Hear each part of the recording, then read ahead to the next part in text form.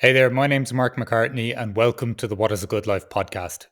Over the last 3 years, I've interviewed over 200 people around this question, not to prescribe you with a universal answer, but to help you to find and define your own answer to this question.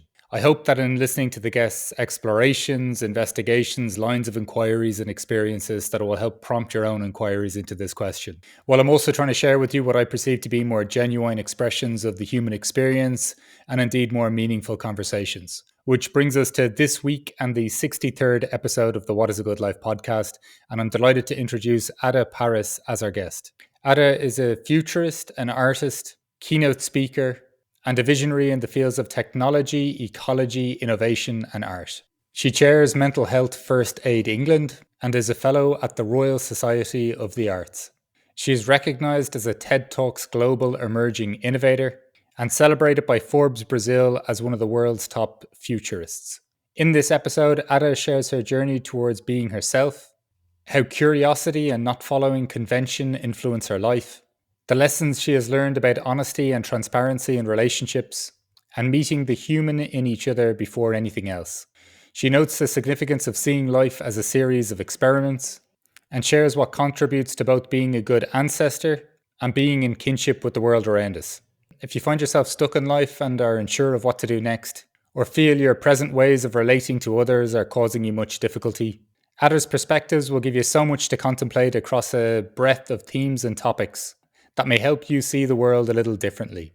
Look, I found it a real thrill to speak with Adah. It's rare to meet someone who's thinking about things across so many different themes and from so many different perspectives. And I feel much of what she's pointing to can be of real benefit or service to most of our lives. So I took a lot from this conversation, and I'm sure you will too. And if you enjoy this episode, please like, share, and subscribe. And if you're on the podcasting platforms, please continue to leave your lovely reviews, as it's really helpful to me at this stage of my podcasting journey. Also, please check out the notes below for links to Adah's work and also the program that she mentions in this episode. And also for my newsletter at www.whatisagood.life, as well as for ways to get in contact with me, whether for individual work or group leadership programs, for building more authenticity and trust and seeing the human in each other.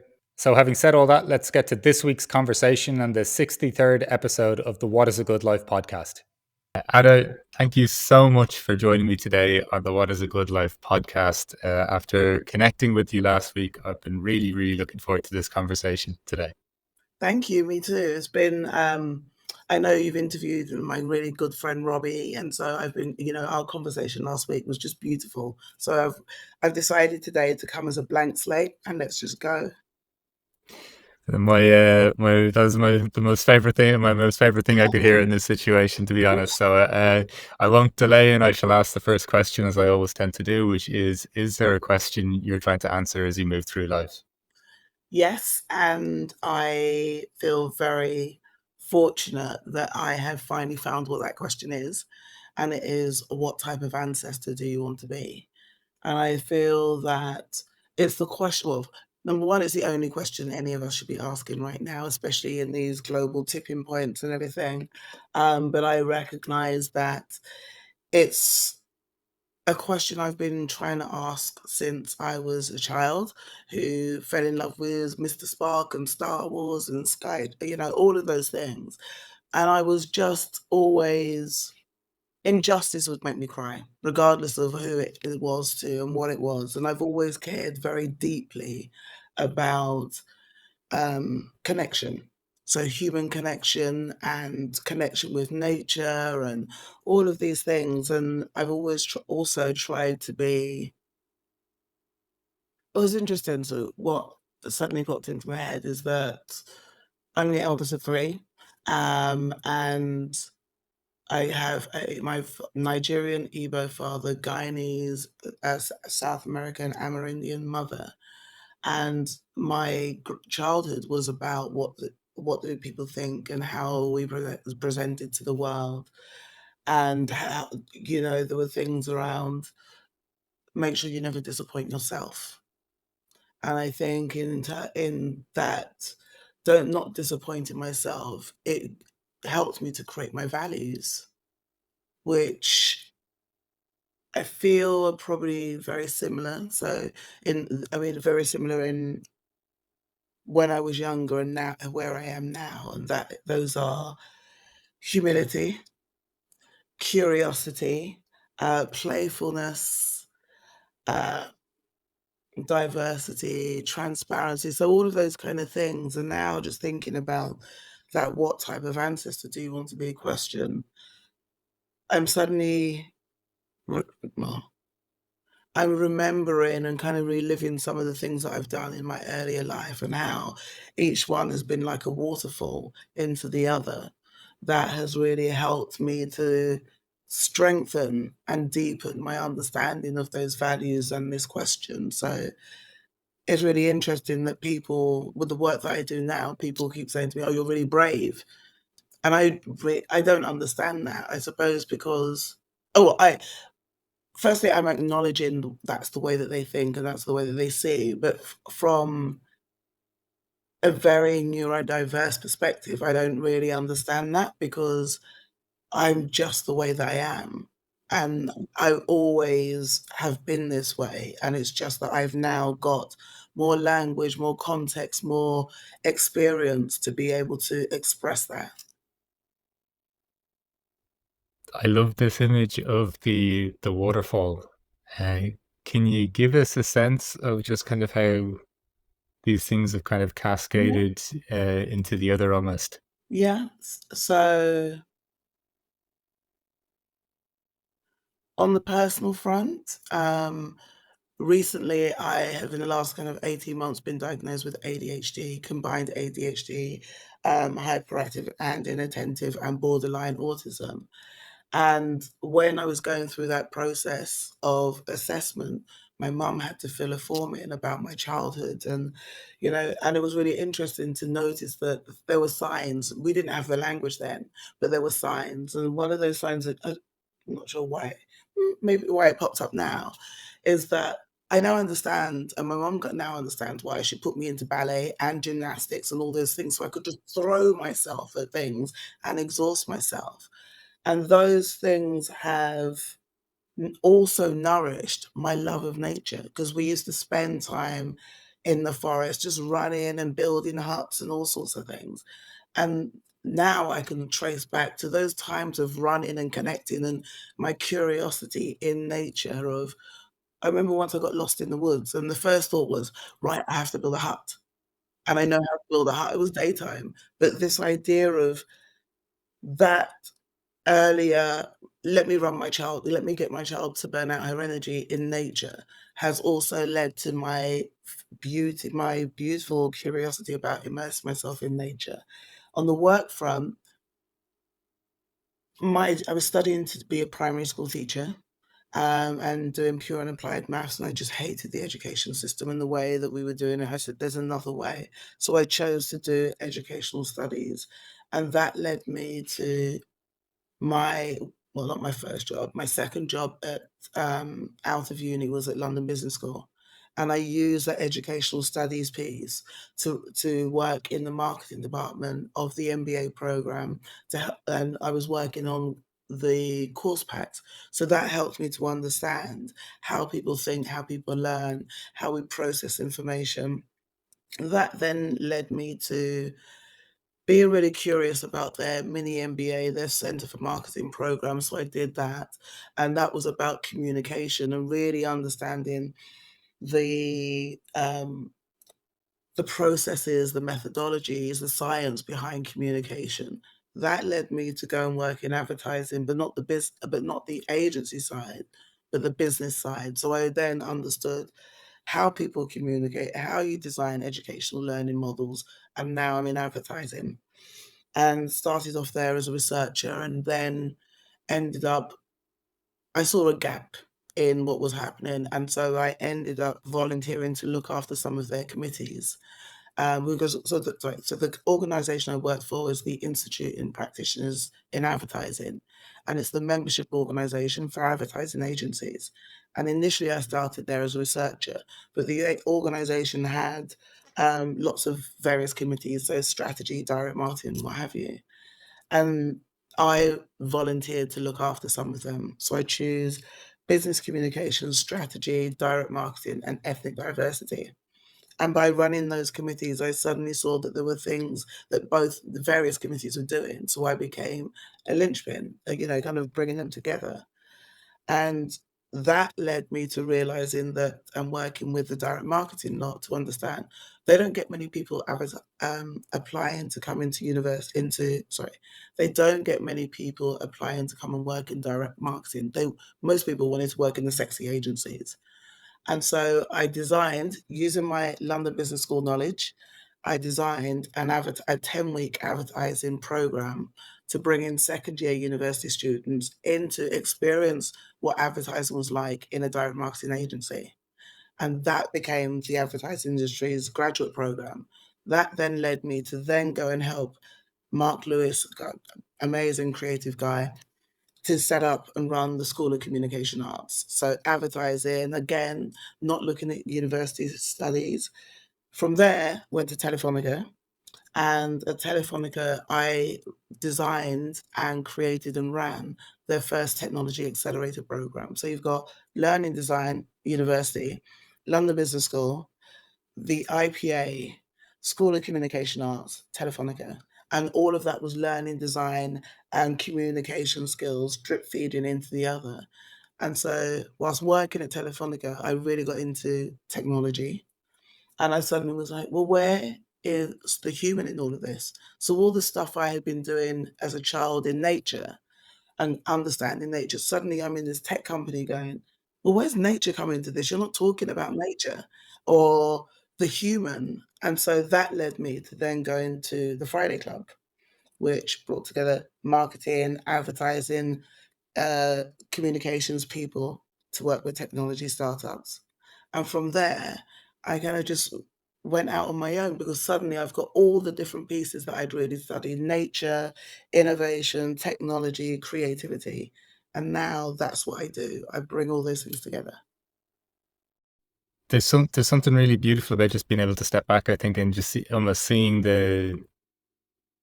we talk about even human connection, but even just the different connections in life sometime like this. Yeah. Not necessarily just to make sense of it all or something, but just to see how, I don't know, life itself is kind of this emerging living thing that kind of I don't know, that falls into place Yeah. if we allow it to, or if we trust our curiosity.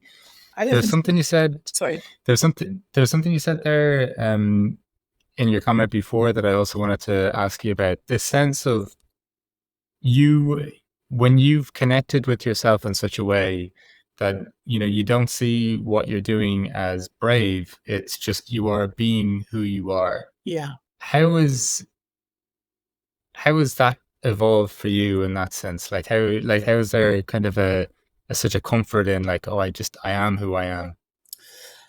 Great question. That's been a long and tough journey. Um, So, as I said, now I understand that I'm neurodivergent and recognizing that one of my biggest heartaches growing up and even into adulthood was that I didn't really fit in and I couldn't really understand why I didn't fit in. And so that was most of the lens, especially my teenage years and young adulthood. That was the lens that I saw everything through, that I just don't fit and I don't understand why I don't fit. Now that's the autism and I understand that.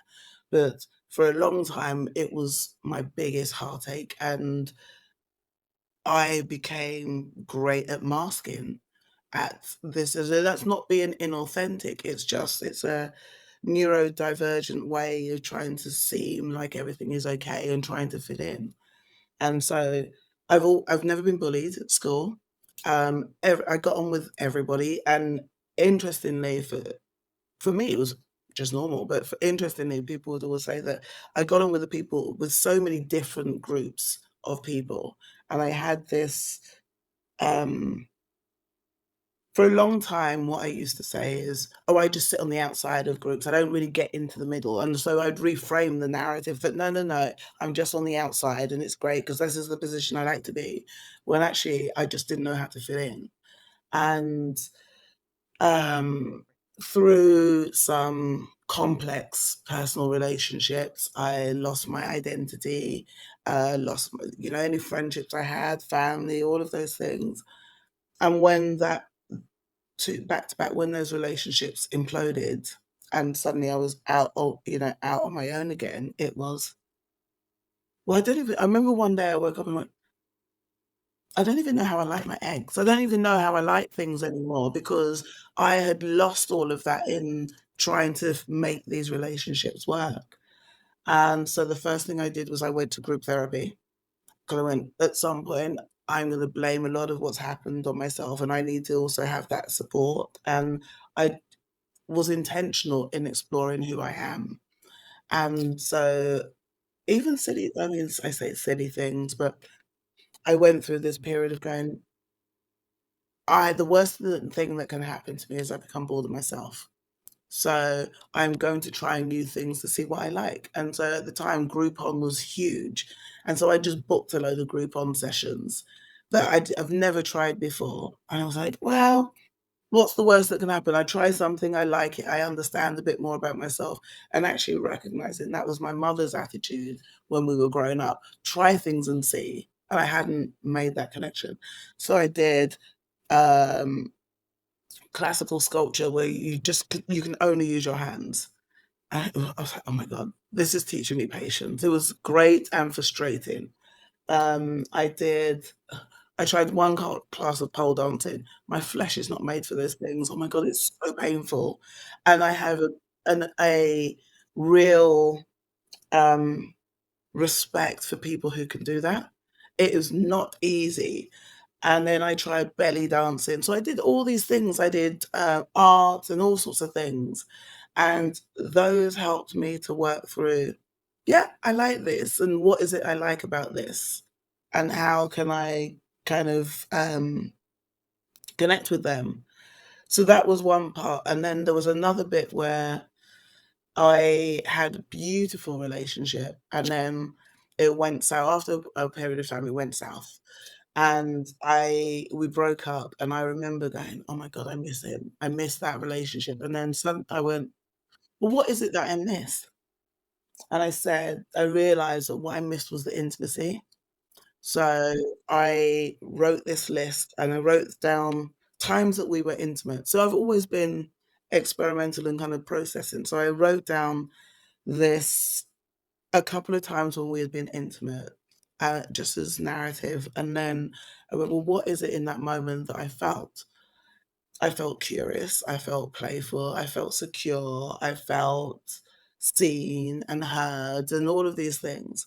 And so I ended up with this list of characteristics. And then I set myself a challenge and I said, for the next 30 days, I'm going to do one thing each day that helps me feel one of these things. And it cannot depend on anyone else. And I document it and I did it online. I did it on Instagram just as a putting it out in the universe. And the first couple of days, yeah, it was fine. And then you get to day 9 and suddenly I'm like, what am I going to do? I've got all these things.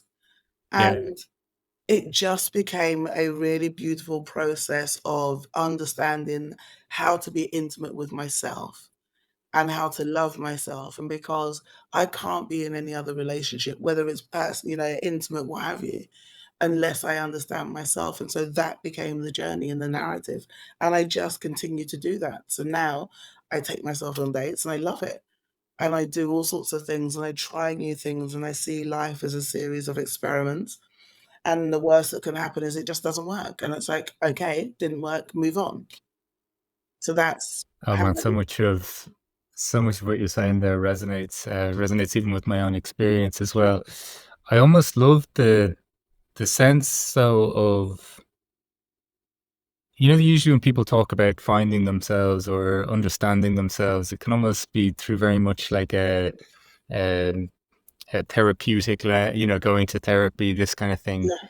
And while I think in my own experience that was definitely helpful, I think so much of life then just becomes a playground for this. Yes. And and if it's only restricted to certain types of conversations or certain times of the week, that it almost kind of like it doesn't take on a life of its own, and it's not going to be anywhere near as interesting as it could be. So I love this sense of even even just a very real reflection of, I don't even know how I like my eggs. And then for that to kick off a series of Yeah. experiments, I think it's absolutely wonderful. Yeah, and you're right because I've got a great therapist, and the thing with therapy is people tend to think you have to be in crisis. There's no crisis, but it's a really beautiful way of reflection and sort of self-regulating and getting some tips, So as much as I go out and I do my, my self dates and I try new things, it's also good to have somebody who is qualified in helping you to help through those processes, because you can talk to friends, but there are certain things that you may need a somebody who's qualified who can give you a balanced view, and a very particular perspective of what it is that you're doing. Absolutely. There's the idea though that you've discovered for yourself through practice, like the sense of life as a series of experiments. How has that shifted your perception or experience of life? Um, I've got rid of perfectionism to a certain extent. There's still a bit of me that does it, and I'm holding my hands like this, but recognizing that my North Star is not everybody else's North Star, and that's okay. And so when I do my talks, well, actually, when I do anything, I always go back to the same quote, and I've said it several times, but it is, um, the purpose of a storyteller is not to tell you how to think, but to give you questions to think upon. And so I never say I'm an expert. I'm somebody who asks a lot of questions. I ask questions of myself. And so I don't feel that I could ask questions of others if I don't ask those same questions of myself. And so that's also important. But I also am not afraid of going into the discomfort. So if something um, feels uncomfortable, I'm now in a place of going, yeah, that's probably the place that I need to go. So I'm not going to. It's very easy to put that off and go, oh, I'll do it tomorrow. And I'm just like, no, I'm going to pause and go into it and find out what happens, find out what it really is. And for me, I believe that a lot of time those discomfort things are linked to ego. I want things to be a particular way and I want it to be this and I'm like, no, it's okay to say, I am going to do this. I'll give an example. One of my therapists recommended that I start art. I start doing art therapy, and I would start with a pencil and be doing tiny little lines like this. And one of my art shoot mentors went, take a pen and just start. And he said, get a notebook and create 100 little squares, different shapes and sizes in the notebook. And when you're traveling around, you have to fill up those squares. And so they can't be tiny little sketches like this. You have to take a pen, and you can't rub out the pen. So that got me through the it needs to be perfect, it needs to be right, it's got to be a particular way because I'm the person doing it. So I should know when it's enough rather than thinking, well, I'm doing it for this. And because we create these hierarchies and these perceptions of what it should be, who we should be, and all of this. And that can lead to more heartache because we're not fitting some predetermined social construct or box or some binary that it makes you, if we choose, because we have choice, we have agency, if we choose to go down that path of, well, at the age of this, I need to have this and I need to have this house and all these things. When do we get to enjoy life? That's why I think it's experiments, because all the reading that we've done, all the self-help books, at some point we have to put that in practice, right? And putting it in practice is the experiment. And if it doesn't work, that's okay. I think you said something there really helpful in the sense of in those sketches realizing that we can that it doesn't have to be perfect, or it doesn't even have to be a certain way. And it reminded me of a quote that a friend of mine often says, which he says is, not knowing is most intimate. And so the idea of, you were mentioning earlier, more intimacy with yourself, and Yeah. then even this process of not knowing what the various sketches in these 100 boxes would be. And then also the relationship with that, with not having presupposed ideas or even attached to timelines of expectation on our life, and the freedom that can afford us as well. I Yeah. think that's pretty significant. And I think that, well, I don't think, I know for me that came with age as well, age and experience. So I am 52, and I really found myself in my 50s. I don't know. Yeah, there was just something that happened as a Black woman in this country, in the UK, born here, raised here, with all the social constructs and pressures and everything. I really found myself. I think, perimenopause, yes, terrible and all sorts of things. But there was also not but and there was also this sense of liberation of, "Oh, I just do not have the time or the inclination for that nonsense anymore. I am focused on enjoying myself, enjoying life, having deep, meaningful connections." Because you can know lots of people, but how many really close, heartfelt, challenging, good friendships should also challenge you, that you no, and I don't mean challenging in a fight, I mean that it's okay to have differences of opinion and different perspectives and still be in a beautiful, loving relationship, and that can be friendships and everything. So, moving away from my 50s especially, I moved away from that idea and that social construct thing of always needing to be right. Right.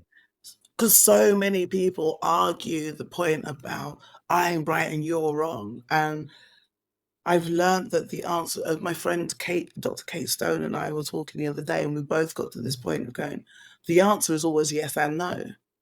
It depends on your perspective. And that shift has just made me go, it's okay. I don't have to agree with you. You have your own agency. You have your own choices about what you do. It's your business.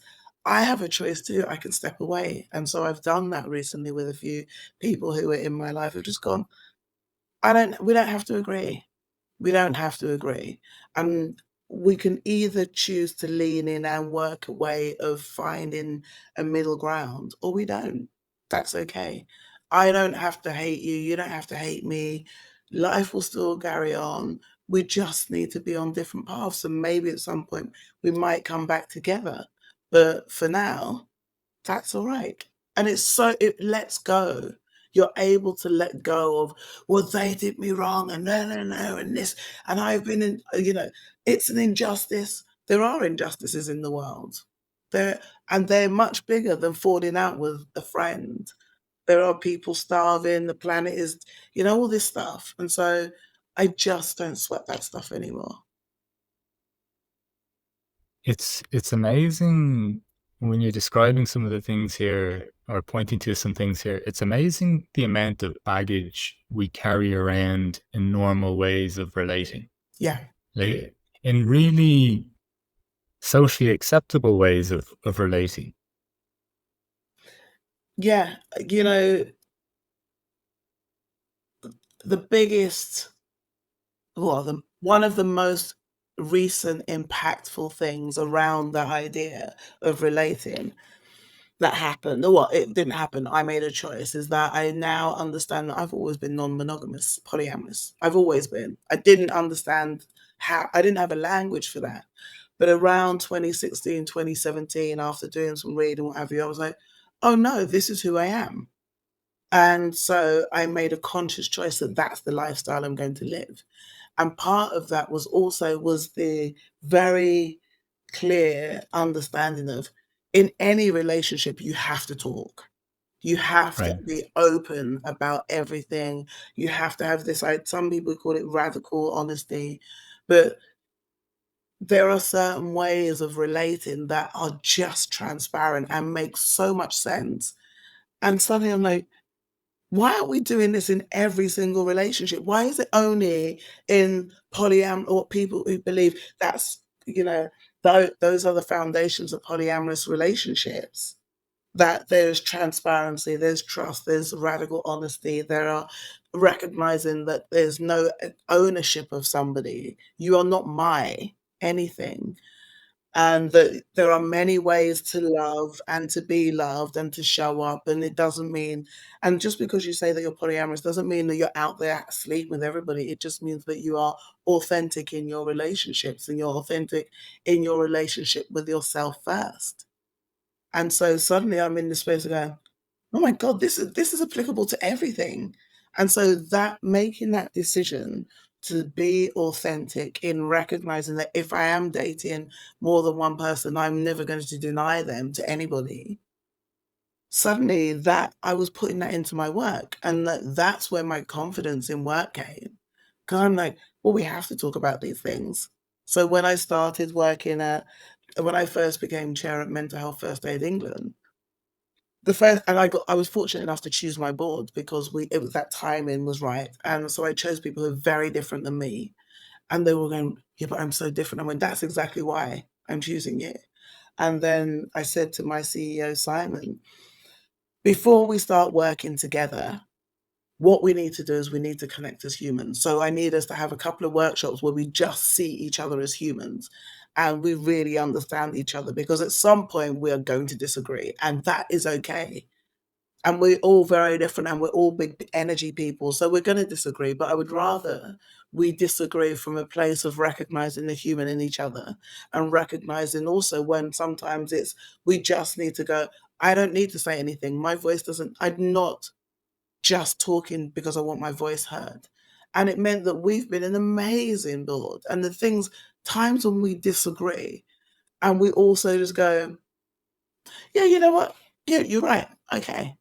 I know that has come from making a conscious choice to be polyamorous and non-monogamous, because it is recognize a human, you have agency, everybody can have a different opinion, that's fine. But and not but and we can still make progress if we all believe in the same bigger picture, if we all have the same values. Same with polyamory. My family, chosen family, we all have the same values. We all, the same with work, we all have the same values, and so those things are connected. There's so much you said here that I'd love to pick up on. First of all, it's kind of crazy that it's called radical honesty, right? Like, because it's just, Right. I, I think that probably tells us a lot about where we presently are. The fact that we call just being honest and Yeah. saying what we think and feel is anything It's radical to radical. it. What that I mean, that stuff blows my mind, because all the language and it's really interesting because the language that's used in polyamory and community in those circles, I'm like, why is it then that people look down at people who are polyamorous when we're actually being more open and transparent than anybody else? And you'll have people who go off and have affairs and all sorts of things and oh, but what you're doing is wrong. I'm going, really? The ethics and the morals and and the honesty is there. So this idea And that we have to be radical to be honest is nonsense. But that's the world that we're in. absolutely. And, I think however anyone comes to these noticings, Yeah, I think they just have such a profound effect on how we experience life. Like, it's not completely. that all our problems go away and we don't feel some kind of stress Yeah, from life or whatever, but there's certain things you said there that I think communicating in a way that allows us to see the human in each other, yeah, because this is such a fundamental part that we're just fucking up so much. yes, Do you know, like, because it's like, to go back to what you said earlier, it's rarely personal. Like, yeah, if someone has a different opinion than you, they most likely formed that opinion long before they ever knew of your existence. yeah, And then I think, as you said, in those groups that you held with your board, where you got to engage with the human with each other first, whether, and if we bring in the word intimacy again, like kind of sinking that connection a little bit deeper, it like, some of these things are considered a bit like, oh, these are just lovely things, or this is a Soft utopia. skills. Yeah, no, no, this allows you to argue. This allows you to have conflict, but then not see conflict as a reason to run to opposite sides of a room. Yeah, It allows you to stand there and respect each other in the yeah. conflict. It reminds me of the old debating societies. I'm all for bringing them back because they are curious, intellectual, and I don't mean that in IQ, but they are curious happenings where you can discuss and debate big ideas and have this level of respect for the human, the respect for difference. You don't, and look, if there are some people who have morals and ethics are definitely not mine, that, there are some that have very nefarious intentions in the world. And of course, there are boundaries and there are things that, you know, I choose not to be involved in, and certain types of people I choose not to be around. But in many ways, that's the minority. So everybody else, I can have a disagreement with you and go, look, no, I think that I have a different opinion. That's okay. And it's important to have the difference because we are not a homogeneous, as much as some people try, we're not a homogeneous society. And I worry about communities that are so tightly bound by we think the same, we look the same, we have the same values, because that doesn't allow space for difference. This planet is born out of chaos, so chaos is important and difference is important. And I mean, sometimes, even though I've seen and I know friends who've gone to live in intentional communities in certain places, I'm like, you all look the same, you all think the same, you all eat the same food. Where's the difference? Oh yeah, if you come, yeah, I'm not going to be the one black person in your community because then I'm an oddity. I'm this curiosity to you, and I'm too old for that crap. Yeah, but it's funny you say that. Like when I've been thinking, like, so born in Ireland but living in Berlin, wondering, is this home? Yeah, Do I like where like do we stay here for whatever period of time? And when different places have been suggested, and I even if and and I hear of friends going to certain communities in Portugal, and I had the thought, like, even if there's a community just full of me, I I love that, the community of me. Yeah, like, but if they were all very much just like me, in whatever way you want to yeah, define that, if it's from a curiosity, from a way of being, like, I'm not yeah. just saying it in a demographic kind of sense, but I'd probably hate it. Like, Yeah, yeah, it's important to have that difference. It's and that difference doesn't take away. It's not reductive, it's additive, it's expansive because we can learn so much. I mean, it's funny, the boundaries, just a scenario popped up, is the boundaries and the things that happen. So I remember once I was at a festival, enlightenment, what have you, lovely, blah blah blah. I was there to talk about creating kinship. How do we create relationships? So instead of framing it as diversity and inclusion, I talk about it from a kinship perspective, and that means it's with the human and the more than human. And just before I went on to speak, I experienced two really crappy, I mean, I don't know why I need to add the word crappy, two racist incidences. And I was disappointed because I'm in a place where people are saying that they're enlightened and what have you. And so I remember I was so mad, but I went, this is an educational opportunity.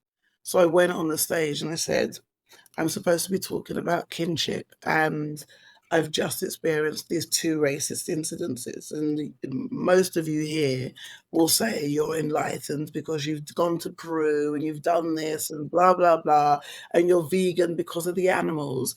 And that does that mean that your enlightenment doesn't transcend being racist or homophobic? Because if that's the reality, none of you have the right to say that you're enlightened because you're not eating the animals because of the little animals in nature. And I'm not taking the piss out of vegan, Yeah, no, understood. but you're not going to eat the animals because of the planet and because of love and blah, blah, blah. And yet you can treat your fellow human like crap. Like, where does that, what does that mean? How can you say that you're enlightened and that it becomes this hierarchy, this escalator of enlightenment where the people the other humans who you don't think fit are at the bottom of that. That's not what this world is about or should be about. So that's why I am very intentional in every homeless person I pass. I make sure that I look them in the eyes and recognize them and say, I'm sorry. If I've got cash, who has cash these days?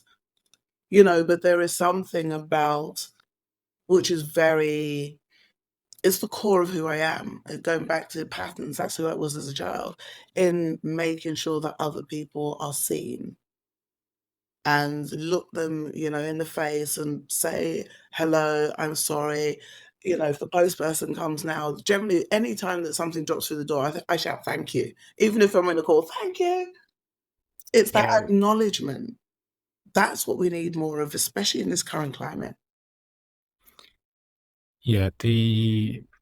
I think whatever anyone's journey is, if you don't see a change in how you see or perceive or feel other humans, and I know you said that there can be difference and we can celebrate that, and the world is chaotic. Yeah, I also love a sense that there's something just in a human's very essence that we're like, just like everything, like that we're connected to, that we're a part of. And I think if we can't engage, or if we don't engage or connect with that, then we can read whatever we want or repeat whatever words we want, but yeah, they're pretty hollow words. yeah. I'm smiling because a partner of mine, his foundation is presence. He's like, more than anything, it's about being present, present for ourselves, present for others. And I agree, that is the core of much of being intimate is being present for yourself or for others. Being curious is being present. Being an artist and creating art is about being present and creating space for presence. So as an artist, I feel that, I feel that my role or our role as artists is to create the spaces for those moments of presence. So we shift time in being able to go, I'm going to take this time to look at this work of art and everything else stands still just for that moment. Or I create sound art that allows people to put their headphones on and just shut everything else out and just go on this journey of listening and creating their own pictures. That's why I call them virtual reality experiences, because the best virtual environment is our imagination, right? So if I can create I just kind of, I just smiled again because it's kind of witchy, right? And I love that, creating these spaces and these moments of presence and stillness and pause and the opportunity to exhale because we're so tightly bound up with, I need to do this, and that it's beautiful to be able to be trusted so that people know that they may feel a little bit uncomfortable, but they still choose to come on their journey with you. That's why I love what I do. The idea of, I don't know, distorting time, and then so much of what you've said, at different points, and not like rejecting convention, but just literally finding what you enjoy or what you're desiring to do or what's an expression of you, Yeah. and simply doing that. That seems to be, you know, when we think about how we all show up to our own lives, that ability just to express ourselves quite simply, because, and this isn't an us or them kind of scenario, but I just personally think that if we don't take that time to find what we want and express that in some way and be honest about it, it doesn't mean that we can always, we're not entitled to anything, you know, nothing is Yeah. promised, but just that simple act of just going, okay, I see the structures that exist and how other people are perceiving that they must engage with these Yeah. structures, but I see it somewhat differently. Yes. And that's okay. And that's so talking about my work at the moment, that's what I'm now doing.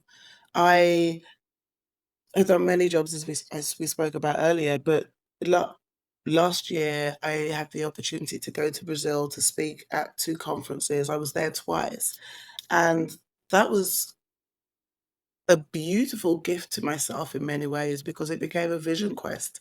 And it reminded me of it's funny because at the start of the year, I said, I need to do another 10-day Vipassana, so the silent Yeah. meditation retreats. And the date that I wanted, I just couldn't get on. And I went, oh, okay, I'm going to have to find another way to do a Vipassana.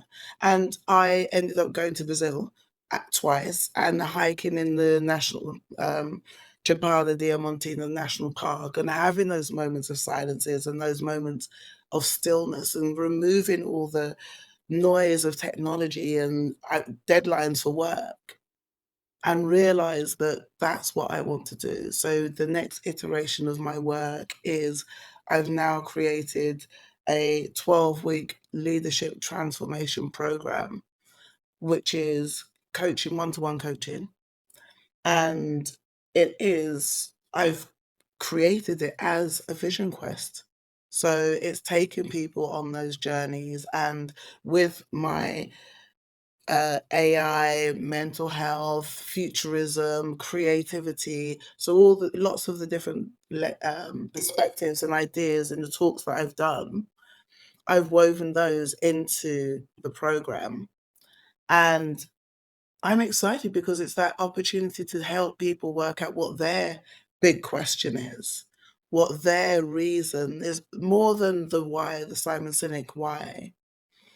It's the what's the very visceral thing that comes through you, that somatic, that are you gonna go to um, a classical sculpture class, and what is a thing you're gonna shape out of the clay and get fed up with the fact that as much as you look, it's still not straight. That's Yeah. okay. What's the curiosity, what's your lens on how you recognize the other human and create the spaces or distort time, all of those things. So that's what the coaching program is, the leadership program is. And it's, oh, and the other thing that the way that I've put it together is that it's never going to be a big cohort going through it at the same time because there's something beautiful in that one-to-one attention, being able to be sharing this level of intimacy and connection together. So I'm excited for it. And that sounds beautiful. And I think there's something quite interesting in a world that seems to wanting to scale everything as rapidly as possible. How can you 10x something? We're getting away from kind of what seemed to me like fundamental properties of relating. Yeah, Like you cannot replace time or attention with something else. yeah, Like or attention, whatever our concept of time is or whatever, but particularly like you can't dilute that attention and say it's the same attention.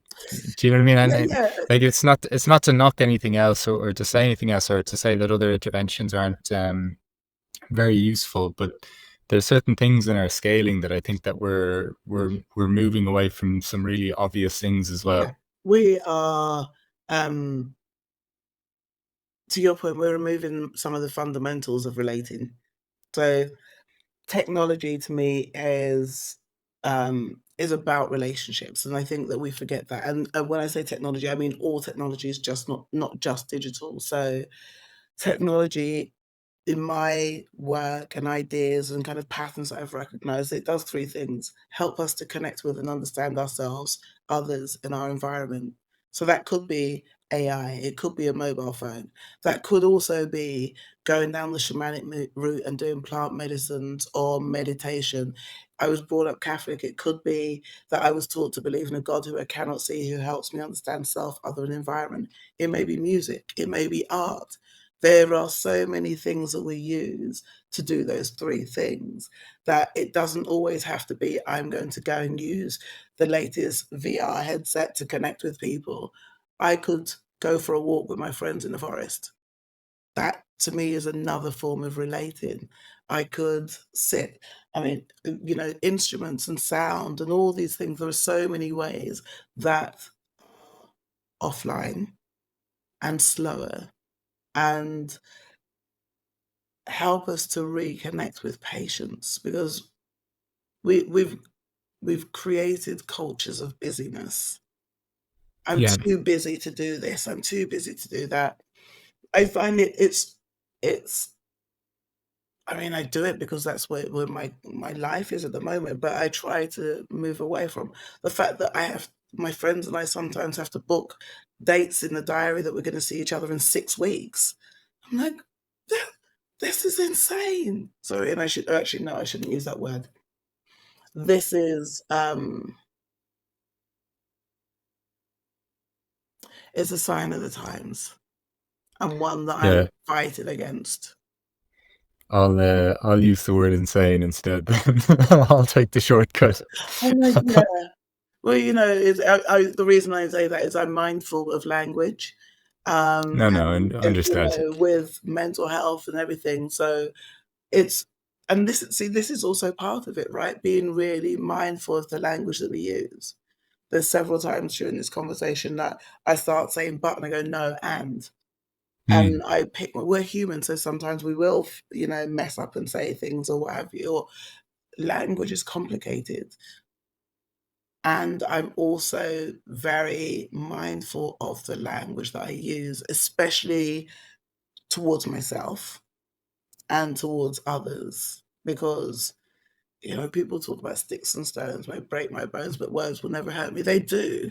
They can cut right through. So the intentionality is also important. No, I fully agree with that. The busyness, the part though, I remember just being. I lived in London once for a year, and I just remember being stunned when asking some colleagues, "Do they fancy doing something that Thursday evening?" And it was Thursday, and they said no. But how about in 3 weeks' time? Yeah. And so, like London for me was a big eye opener in terms Yeah. of the intensity of the busyness there versus other places that I've been. And I think this idea of, I don't know, like it's as much as we blame work at times and claims on our time from external sources, I find it remarkable kind of what we're doing, I guess voluntarily, like, that over Yeah. parts of our life, Why some yeah. I know we're all at the whim of our culture and the environment. So I'm not saying that any no man is an island type thing, but there's something very intense about that kind of scheduling for me, for just for what you described there again, like this idea of cultivating patience Yeah. and And look, patience that with was probably one of the ourselves. hardest things for me. I'm not patient at all, especially, Yeah, however, there is definitely something about recognizing that. That's a yeah, starting point. yeah, and I think you've mentioned attention or awareness at different times, and it's not to suddenly say that my behavior will, just like that, Yeah. everything's going to change tomorrow. No, but as long as I keep paying attention to it, I'm probably going to be much less defensive over what's staring me in the face at Yep. times. And, just going back to even what you've said in multiple times in terms of relating or connecting or intimacy, just sharing that I've noticed, I think can make a big difference. Yeah. Yeah, because people wanna be seen, right? They wanna be seen and recognized and that they're lived experience is valid. Nobody can take away our experiences, and so it's valid, but you also don't have to agree with it.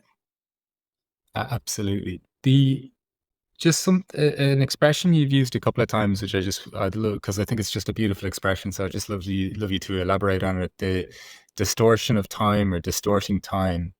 Yeah. You've mentioned it in terms of music or sound experiences. Could you elaborate on that term? Thank you. Yeah, we have to remember that our relationship with time is a construct. We created the calendars, and so it's interesting. The more I've kind of looked into time, the more when people talk about calendar, I'm going, which calendar are you using? Hmm. Because there is this dominance of one particular calendar when there are actually so many different ones. And so remembering I was trying to think about when did I start? I can't remember when I started really. Actually, maybe it was from Star Trek. This Okay. idea of time as a construct, and that we have choices. I mean, and this bit is definitely in my adulthood, not as a child, because that would have been interesting. But having this idea that we keep saying, I don't have enough time. However, we still have choice, we still have agency. And so I choose to look at things as priorities. So if I am waiting, expecting someone to message me, this is what I think most people will get, have experience, and it can also cause a lot of frustration, because I know it did for me. The idea of, oh, I've sent you a message, but you haven't responded. And I know that you've been online and you've done, because this is it, right? I know you've been online and you've responded in groups and you've done this stuff with other people and blah blah, and you still haven't responded to my message, and you get frustrated. Well, why haven't you? I was like, you know what? Responding to you is not a priority. Responding to me is not a priority. Now I have to recognize that that's okay, rather than going, oh no, I don't mean anything to you, and I'm not a priority, because then that's your ego kind of going into things and going, I'm not a priority. You've got other things. Why do I need to worry about whether or not I'm a priority for you? You respond. So when people when people respond to messages, sometimes they've gone, oh, I'm really sorry I didn't respond quicker. I went, that's the beauty of mobile phones, right? You can respond when you're ready. I'm a big believer in, things happen when at the right time. Oh, there's been people that our paths have crossed several times, but we've never actually met or sit down and had a conversation. I'm not worried about that. We will do it when we're supposed to. And by that time that we've actually got to there to be able to have the conversation, it's okay. So that all of that is the distortion of time. It's the choosing how we prioritize and how we have those moments of presence, and how we give ourselves the space to exhale and go, I'm going to step off the hamster wheel for a bit, and the wheel's still going to be turning. The life didn't stop because I've stepped off the hamster wheel. That's I think that's a beautifully helpful observation, and it goes back a little bit again, I think, to not taking other people's actions personally, and just you mentioned Vipassana earlier, and I remember when I've done two in my lifetime, but the first one I did, I remember coming out and just turning on my phone and realizing, oh, the world just went on Yeah, without me, yeah, and there may be a few more messages to respond to, yeah. but I'm not the center of anyone else's universe, And and that's that's okay. and that's the part of what we do, right?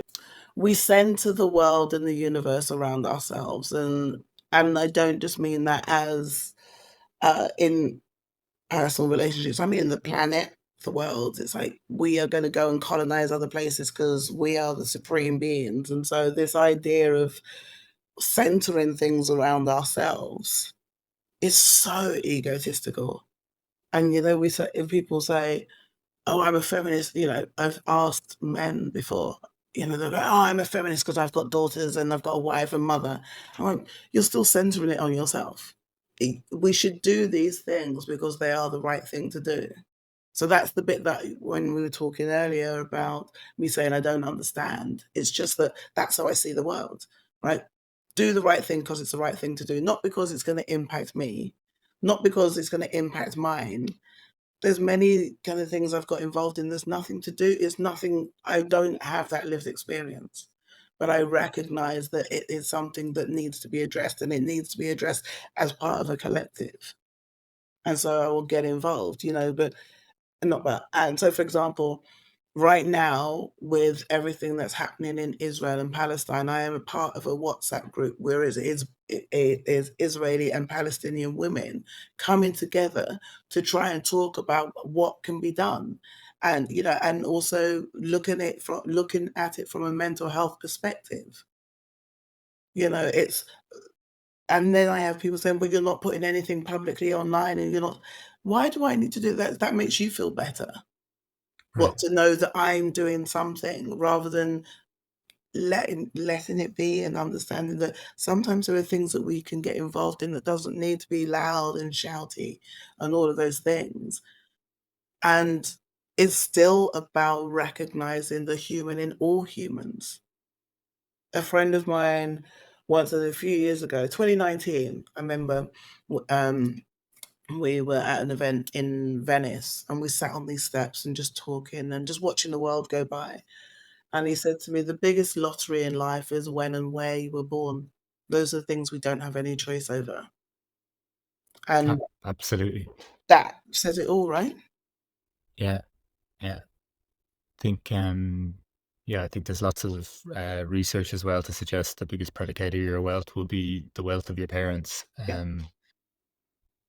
Just looking at the time and also not that I want to be bound by it, obviously, um, but just what you said there, like recognizing the human in all humans, just considering what you opened up with, of how can I be, a good ancestor to like, is that essentially the crux of what leads you then to fulfill that, So like being a good ancestor?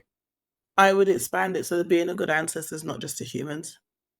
So Yeah. it's that going back to that bit I said about kinship. So being a good ancestor is being intentional and conscious of the decisions that I make, of the ripples that I put out into the world, because those ripples will last longer than me. And so on my website, actually, you'll see it. My pronouns are she, her, and kin. Kin for kinship. I'm being just much like my polyamorous, being not wanting to not acknowledge people who are part of my life. I'm also choosing to acknowledge that nature. And some people go, "Oh, that's a bit weird," and what have you. I don't really care. It's my outward statement of I am acknowledging that I am part of a bigger living, breathing kinship with all that is more than this planet. Yeah, and I think I don't know. I keep on having this sense that that's almost like the deeper reality at play beyond the limitations of our senses, like our human senses, and perhaps even what other people could be in tune with already, but that they're not seeing or perceiving the world through some of the, I don't know, through some of the structures in which we've kind of embedded within us Yeah, through repetition or exposure to messaging yeah, and things like this. Because I think, I don't know, there's something about feeling at home in this universe, let alone this life or this world, that deeply resonates with me. yeah, yeah, definitely, because this is home, right? This is the planet that we have found ourselves on. Um, and it doesn't have finite resources. And there have been species of this planet on this planet before us that are no longer. So the idea that we are going to be the ones that are going to be eternal on this planet, I find hilarious because what makes us so different? Look, maybe there were, who knows, right? Who knows? The dinosaurs may have thought that they were here, the Homo sapiens, what have you, all those other, we will not exist in the form that we do. You know, there's always this process of transformation and evolution, and we are just another part of that process. And I mean, there is I'm smiling because there's also this part of me that goes, the earth is, it sometimes gives us nudges. Get off, stop doing that. You know, like something like Yeah. swatting the fly. It's like, oh, that mosquito, that is getting it. And we're not listening. So we are part of this, and we forget that what we are creating is creating us. What we are destroying is destroying us. It's that simple. So the what type of ancestor do you want to be? Is that we can't remove ourselves from this interconnected, interrelated relationship with the planet. Much of our digital technologies initially started off as linear, and they're becoming more holistic, you know, blockchain, all that. And what they're doing is they're replicating nature. So I find it strange and interesting that instead of going for a walk and going and seeing a tree, there are places in cities now that have created these digital trees. I'm like, why? The idea of uploading your mind and your consciousness to the cloud, isn't that what happens in meditation? So there's all these things that, and the more I go out and speak about those things, you know, AI being like water is everywhere. And if we poison the river upstream, we're only going to get more poison we poison the whole system. If the AI models are built on broken systems, broken knowledge, we're just creating more. So the AI can't suddenly take over us. You know, it can't suddenly, we are the ones doing this to ourselves, and we're not recognizing that we are part of that. And so a lot of my work started from this idea of, okay, it feels like we're looking for a new religion. We're looking for something external to ourselves to put the blame on and negate our responsibilities. And well, we've seen where that ends up before. It's not that far away that things we can see that behavior, and yet we somehow seem to think that we are not susceptible to what we're creating. It's this is why I suppose that this is just how I am. This is just how I see it. You don't have to agree with me, but I don't see it as I'm being activist. These are the very foundations of many civilizations and cultures and things that happen in nature. And I'm choosing to remember that, and I'm choosing to live that lifestyle. I love you've said the word remembering a number of times, and I love that way to capture so much of this, because it's even so much of what we're doing. It's not something new, even though the label of what we're doing may be different. Yeah. And I think so much of, not answers or solutions, but we could find a lot of, I think we could find a lot more ease in our lives by remembering some fundamental things. And, you know, throughout the course of this conversation, whether it's opening up with the idea of what kind of ancestor do I want to be, identifying your values, identifying who you are, moving beyond constructs or expectations on your life, and deciphering through reflection, through experimentation, through letting go of, to some degrees, you say, of perfectionism, all of these things, to, you know, identifying ways of being and ways of seeing each other that don't have to eradicate difference, but we can relate to the human in us, and that extends to in sense of kinship with the rest of the planet as well, or the universe as well. And just, I don't know, it all, whether it's the use of the word intimacy or whatever else, so much of it just points to, you know, we mentioned the word radical honesty. How about just honesty? You know, like, this doesn't have to, someone may seem radical by pointing to some of this, but it seems like we're pointing to the nose on our face. Like Yeah. generally, like it's there, and we just have to look. And once we do that, perhaps, I don't know, perhaps this life for ourselves individually or collectively might just get a little bit, we may be in more harmony than with it than fighting it. Yeah. Look, you've shared so many fascinating ideas, so many lovely ideas that I've just touched on there. But I'd love to ask you the final question, Okay. Adah, which is, what is a good life for you? A good life is the one that you've just described. It is, and look, I'm not saying that everything is okay, everything is wonderful, because that's also part of it. Part of life is that there will be things that don't go our way, and there will be chaos, and there will be frustration, and that is also a part of the human, experience. So a good life is one of presence. Yeah.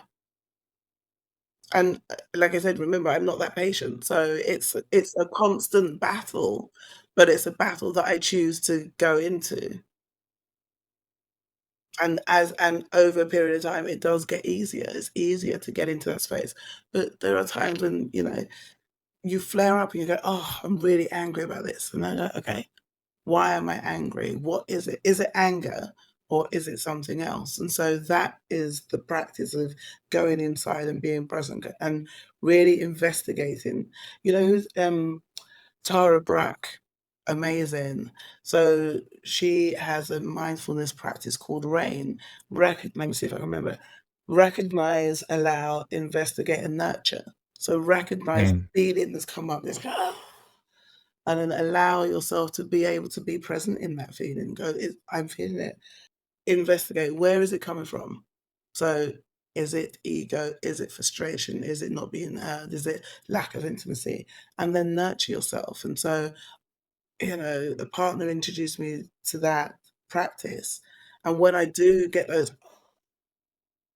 and letting that out instead of holding that in, and then go through that rain practice, I'm like, okay, I was being a bit of a dick. It's all right. I was being a diva. It's okay. I recognize that now, and so now I go, learn the lesson quicker so that I don't have to repeat the depth and the breadth of those cycles. I think that's a beautiful note to leave us with there. Look, Adah, thank you so much for joining me on the What is a Good Life podcast today. I've enjoyed the hell out of this conversation with you once more, and I'm really grateful for your time. Thank you for the invitation, and I am looking forward to getting this out in the open.